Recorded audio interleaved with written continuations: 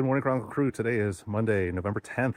I think we stuck around a little too long in Rochester waiting for parts to finish up some of the installs.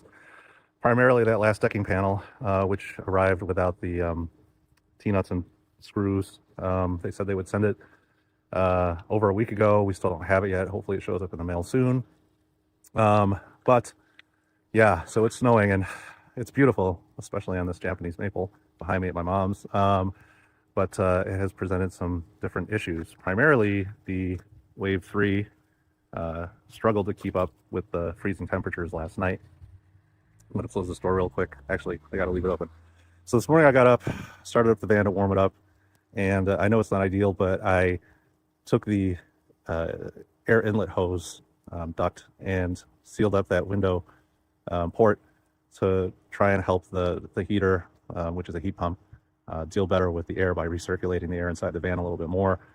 It's not ideal because it does introduce negative air pressure, and of course there is the warmed up air that we're basically expelling out the exhaust duct as cold air, but I think it will give us a chance.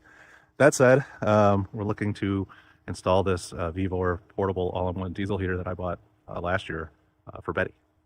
So as usual, excuse the mess.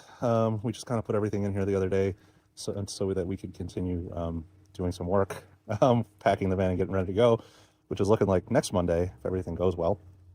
And we'll meet up with Karen's family in Boston and then go to Washington, D.C. area for Thanksgiving. So that said, the VEVOR diesel portable heater is here. I'm thinking this might be a location to potentially drill through the sill to route the exhaust and combustion air intake through here. But I needed to do some checking on that. It seems to be a popular location for a portable temporary setup. Another potential location would be the back of the van, kind of in the same thing, or maybe using one of those plastic attached plugs that are already on the floor. There was one, if you recall, that was already open, which I used to drain the dirty water from when I cleaned the van floor back in August. Anyway, those are potential locations. In fact, that corner would be the probably most minimally invasive one. I would have to drill through the floor and subfloor, but I wouldn't have to drill through any metal. The issue that I have with that is the heater will be harder to get to for refilling. It does have a remote control. I'd have enough wiring to wire it back there. However, refilling the fuel tank will be an issue with the motorcycle mounted on the back hitch. So I would either have to take the motorcycle out to refill the tank maybe every day or two, or crawl back there so we have enough space. And you know, the problem with mounting it up front is, of course, it does take up some space, but clearly there's enough space here to get up in the back. And if this table's here, then it's already kind of blocking that. So I think this is probably the location that I'm going to go with. Wish me luck. Hey Chronicle crew, today I am putting in, or trying to put in, ta-da!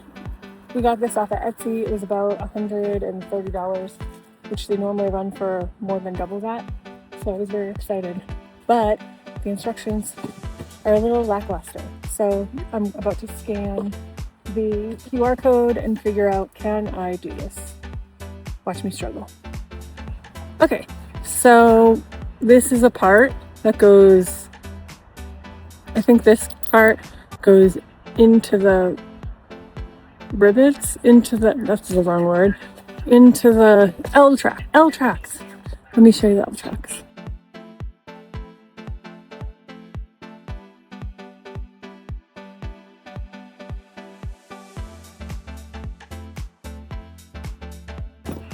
And then the other part is the screws. So, all right, let's see if I can figure this out. Oh man, my teeth are dirty. I'll do BRB.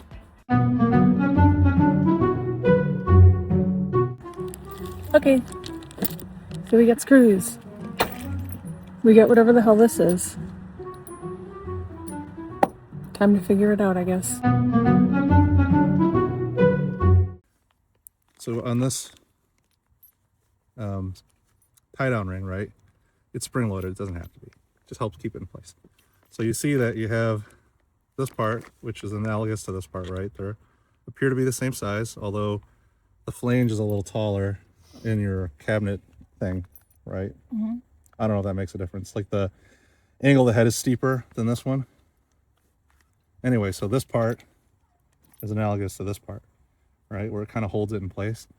So if you put it in the hole, right now it just wants to come out, right? But then if you move it over to the middle, right, those two parts keep it in place. Yeah. So you see that this piece fits in between the slots where the circle kind of closes. Yep. Right? So what I'm saying is this guy here doesn't do that. You can't get it. It's too, maybe there's an angle at which it will fit better, but I'm rotating it and it doesn't want to go in that slot. Which is probably why they're so cheap. Or cheaper than the ones you found. So what we might be able to do is grind down the angle here a little bit, which might affect the structural integrity, because, you know, like that's kind of welded onto that head part there. Or maybe there's another thing in the instructions that tell you what to do, but all I'm saying is that this needs to go in there. I mean, maybe wedging it in is good enough, but I mean, it doesn't feel like it. Right. So the directions are crap, and that's what you get for buying something, you know, that's not the legit thing. But anyways, so I had to break out my favorite device, measuring tape, because they said that you just had to count the holes and then it would be correct. No, you have to measure the distance between the holes and then the distance up on the wall. All right, here we go. So first, measuring the distance between the holes. That could work too, but And do you think it would be okay when we come in as a van? I mean, you might have to lower your head, Right. but at least it's soft. So we're trying to figure out if we should put one of these, another track, like right here, so that if we did want to use it, it would fit. Now, it's kind of big. I should have got the small. I don't know why I got the big one, and I got 4 of them. I should have measured. Hello?